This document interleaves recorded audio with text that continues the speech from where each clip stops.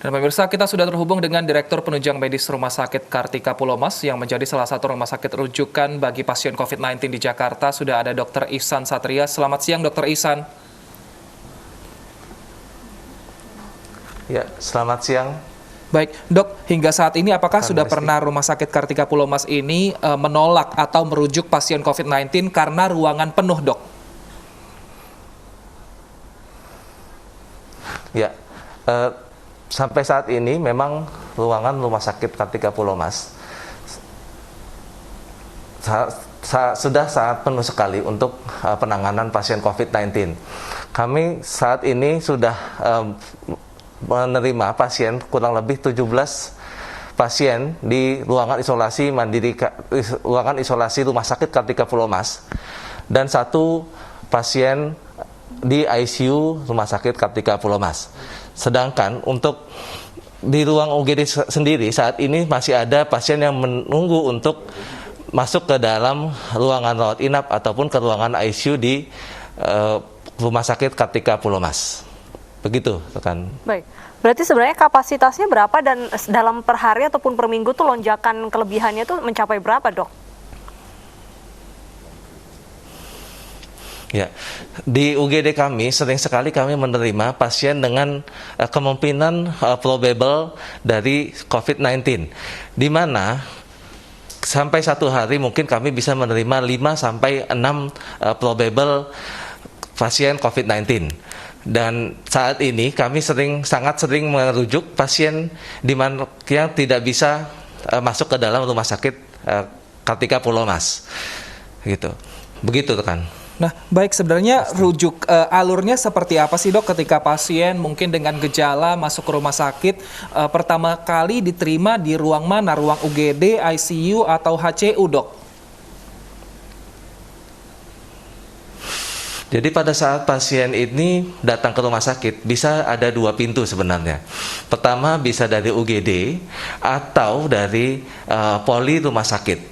Pada saat pasien ke poli tapi saat di poli dia dengan demam, maka dia akan kita masukkan ke dalam UGD karena dia termasuk probable dari COVID-19 itu sendiri. Dari UGD kami akan melakukan asesmen di mana pasien itu akan kami masukkan ke dalam ruang rawat inap kah yang biasa atau ke dalam ICU. Baik, kalau untuk pasien kalau pada pasien ringan, baik, kalau untuk pasien yang positif tapi di suruhan karantina mandiri itu bagaimana, Dok, pengawasannya? Kalau maaf rekan Desti kurang jelas. Baik, kalau pasien positif COVID-19 tanpa gejala dan diminta untuk melakukan karantina mandiri di rumah, lalu pengawasannya bagaimana? Baik. Karena ini cukup berbahaya juga. Oh iya. Betul rekan Desti.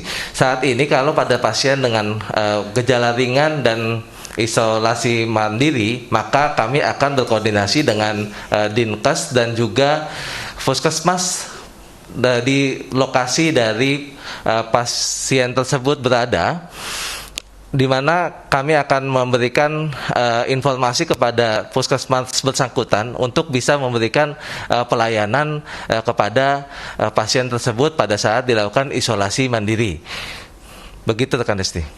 Baik, Dok, bagaimana dengan indikator pasien, misalnya jika pasien itu harus masuk ke HCU atau harus masuk ke ICU, bagaimana kondisi pasien itu?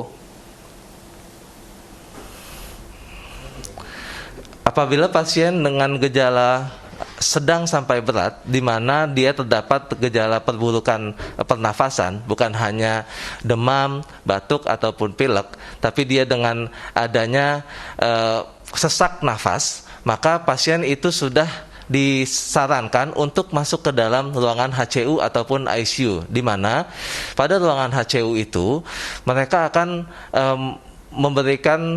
kita akan memberikan pelayanan yang lebih maksimal dengan adanya alat monitor, dan apabila memang terjadi perburukan dan pernapasannya semakin berat, sesak nafasnya semakin berat, maka dia akan dilakukan pemasangan intubasi atau alat bantu nafas berupa ventilator. Begitu rekan Desti.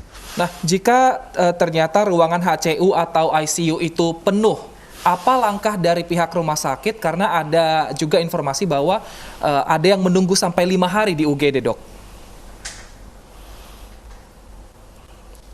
Ya, betul sekali rekan Desi. Seperti saat ini kami ada satu pasien yang sedang menunggu masuk ke ruang ICU kami. Itu di sana dia sudah menunggu kurang lebih 3 hari. Dan kami sudah mencari rujukan ke seluruh rumah sakit yang tergabung dalam jejaring COVID-19.